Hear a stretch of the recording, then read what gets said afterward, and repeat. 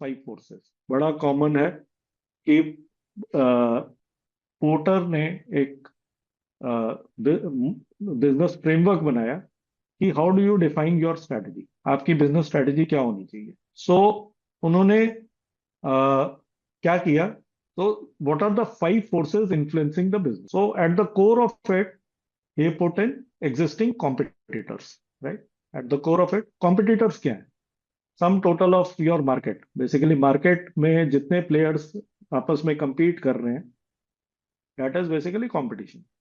So, at the core of it is the market, right? Then suppliers की power क्या है? Customers की power क्या है?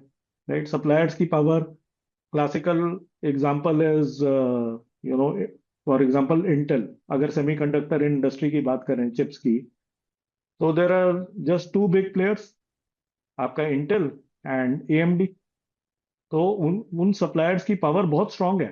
यू कैन नॉट टेक पंगा with Intels of the world और एएमडीज ऑफ द वर्ल्ड। आपके पास लिमिटेड फ्यू सप्लायर्स ही, right?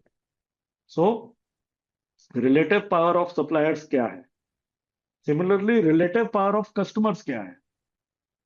So typically in B2B environment,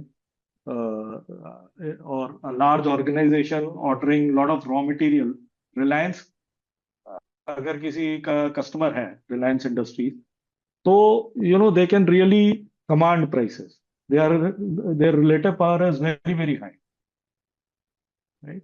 So relative power of suppliers, relative power of customers, and then you have threat of new entrants. कितना easy है या substitution, ease of substitution, और threat of new entrants, कोई new competition अगर उसमें market में आना चाहता है, या प्रोडक्ट ही सब्सटीट्यूट हो जाए कि अगर मेरे को कोक नहीं मिली तो मैं नींबू पानी से काम चला लूंगा या पानी से काम चला लूंगा। So ease of substitution, right?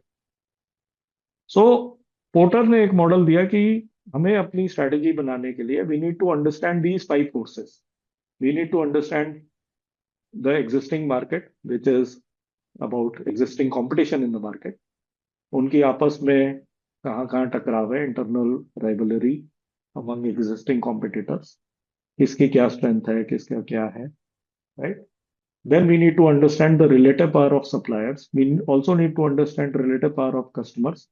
हमारे जो customers होंगे वो कितने strong है, या उनकी नेगोशिएशन पावर कितनी है, सप्लायर्स की नेगोशिएशन पावर कितनी है, are there any threats of new entrants, या मेरा प्रोडक्ट इजीली सब्सटीट्यूट तो नहीं हो जाएगा।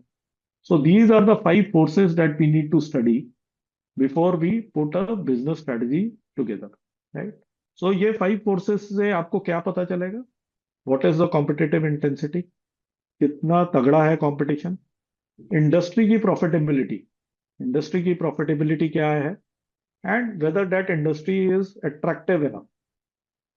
सो outcome of this entire thing is basically आपको एक बिजनेस एनवायरनमेंट पता चलेगा कि आप किस इंडस्ट्री में compete करने वाले हैं, आप किस इंडस्ट्री में घुस रहे हैं, राइट? आप किस इंडस्ट्री का पार्ट होने वाले हो।